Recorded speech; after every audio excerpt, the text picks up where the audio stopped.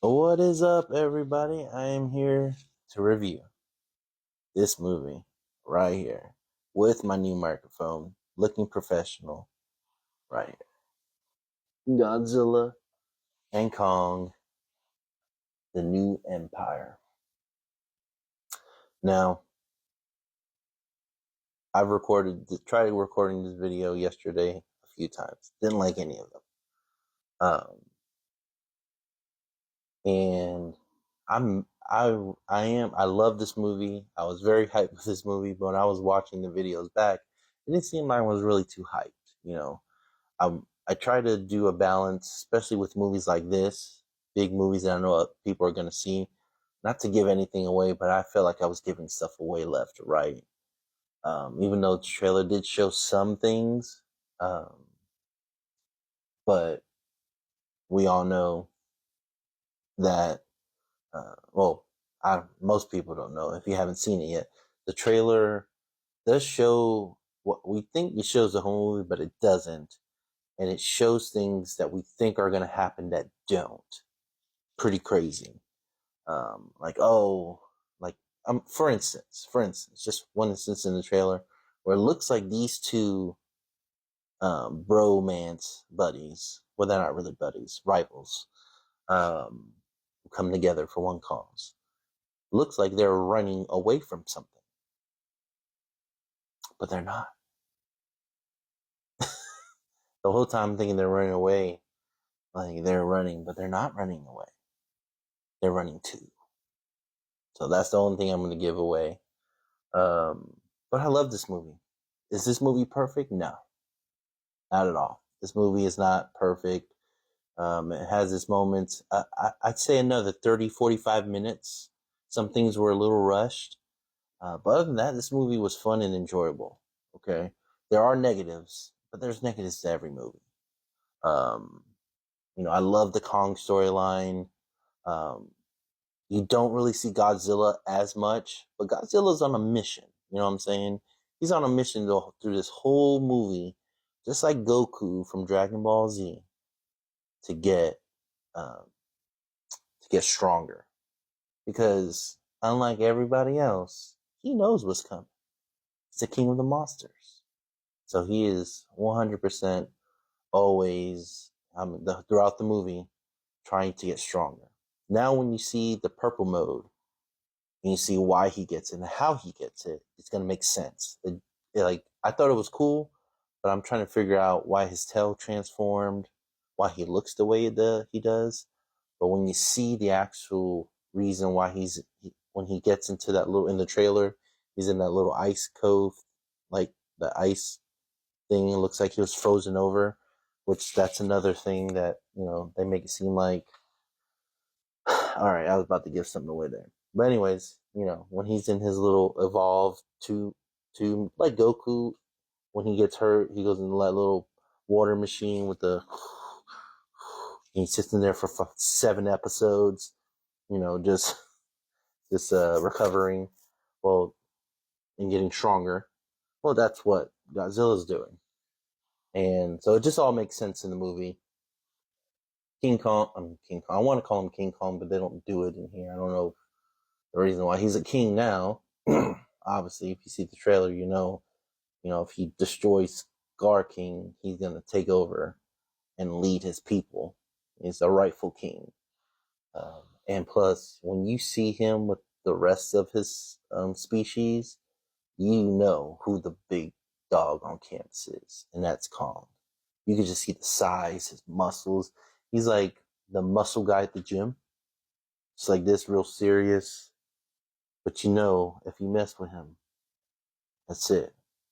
But he's not one of those muscle guys where, after 5 seconds of fighting you, they're gonna get tired. Not this man. Um, I love the interactions with Kong and Suko. Suko is hilarious. Okay, when he first meets Kong, he does things to try to get rid of Kong. So it's pretty interesting. The human storyline is not as prominent in this movie like it has been in the other movies. It's secondary compared to Kong. This is like Kong Skull Island 2. or Kong Hollow Earth. You know what I'm saying? Because it pretty much shows Kong. The good part is you see more Titan fighting in this one, more action. It's really really cool. I like how in this movie, when it comes to the human story aspect, Gia is pretty much the most important human in the human storyline. If it wasn't for Gia, these two getting together would not have happened. So, not going to spoil how or what she did, but when you see the movie, you'll understand what I'm talking about. But other than that, you know, the gauntlet is pretty cool. Um, it's cooler to see it in action, and they explain why um, they had it, or why they made it. Um, so it's pretty cool. That's pretty cool as well. There's a lot of cool things in this movie that makes it fun and enjoyable. We know as American Godzilla fans, we're gonna go in and it's not gonna be as prominent as it's not -1. Let's just put it, -1 was a masterpiece. But this is in its own category. I think it's better than some of the previous MonsterVerse movies we've gotten. Um, Godzilla versus Kong, though, is in his own little thing. Mecha Godzilla. That's pretty cool. You can't really pass that. But this one is just as not better, but just as good. So if you definitely want to go see it, I definitely recommend it. There's no post-credit scenes or anything like that. It literally, when you see the end, when it goes hit the credits the first time, that's it. Nothing else. There's no news reports like in the other ones. No newspaper articles, which they should have done it. That would have been really cool. But from the pace of things, I'm pretty sure we're gonna get a third Godzilla and Kong movie, which I'm okay with. But eventually, we need more individual MonsterVerse movies or TV shows like Monarch. I think they can do pretty good with TV shows. It doesn't have to be 10 episodes. It can be 5 episodes, 4 episodes. Heck, give us a 3-parter. Just make them an hour apiece. But yeah, this I did really enjoy this movie here, and I think everybody and anybody else will enjoy it as well. As far as my rating, I'm going to give Godzilla and Kong: The New Empire an 8.5 out of 10. Um, and I can give it a 9 if I wanted to. I think I can go up there. But I think an 8.5 out of 10 is realistic. I think if I said a 9, it's kind of because I'm a fan of the MonsterVerse, and that'd just be me reaching a little bit. But I think 8.5, based on not being biased, is a good, really good, solid score for this movie. The Rotten Tomato score is like 92, I think, 90, 92. Let's not even talk about, the audience score is 90, 92. The Rotten Tomato score, let's forget about the critics. They're comparing it to, I guarantee you they're comparing it to -1. And there's no comparison. There's the MonsterVerse, and then there's when Japan, who originally created Godzilla, when they do a Godzilla movie. Shin Godzilla, come on. Crazy movie. But let me know if you've seen the movie or if you're going to see the movie. I try not to spoil anything here. Go in there with an open mind. Doesn't matter what people are saying. See it for yourself, and don't go into it.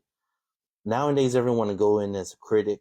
Don't go in as a critic. Just go in to enjoy it. And when you go in to enjoy it, because you're a fan, go in as a fan. When you go in as a fan, you're going to enjoy it more. Trust me. Don't break down the whole movie. Now, if you want to watch it again and be a critic, that's what you're gonna do. That's what I'm gonna do. I'm gonna watch it one more time at least before it comes out on digital. So, but until next time, guys. Hope you enjoy my new mic. Sound quality should be better.